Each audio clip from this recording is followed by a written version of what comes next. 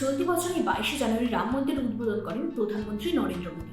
কেটেছে মাত্র 6 মাস, এরই মধ্যে বেহাল দশা।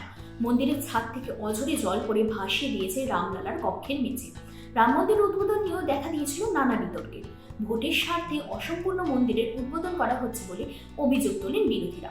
দেশের 4 জন শঙ্করাচার্য আবার শাস্ত্রবিধি নিদান দিয়েছিলেন। এই অবস্থায় মন্দির উদ্বোধন বিধি বিরুদ্ধ। তারা উদ্বোধন অনুষ্ঠান বয়কট করেন।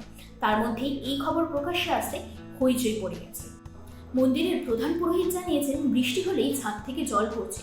আচার্য সত্যেন্দ্র দাস বলেছেন, রামলালার মূর্তি যেখানে স্থাপন করা হয়েছে সেই গর্ভগৃহের ছাদ প্রথম বৃষ্টিতেই ফুটো হতে শুরু করেছে।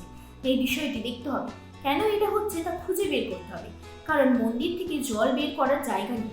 বৃষ্টি বাড়লে মন্দিরে পূজা অর্চনা করা কঠিন হবে। जो भी मंदिर बन गए हैं जहाँ रामलला विराजमान हैं और जो आगे भी जगह बनी है उसमें एक ही पहली वर्षा में ही पानी चूने लगा, अंदर पानी भर गया था। इस पर ध्यान देना चाहिए कि जो बना है उसमें कौन सी कमी रह गई है जिसके कारण से पानी चू रहा है। इस पर जो बना है उस पर भी ध्यान देना चाहिए और ये बहुत ज़रूरी है। অন্যদিকে রাম মন্দির তীর্থক্ষেত্র ট্রাস্টের চেয়ারম্যান নৃপেন্দ্র মিশ্র অবশ্য আশ্বাস দিয়েছেন, সমস্যা মিটে যাবে।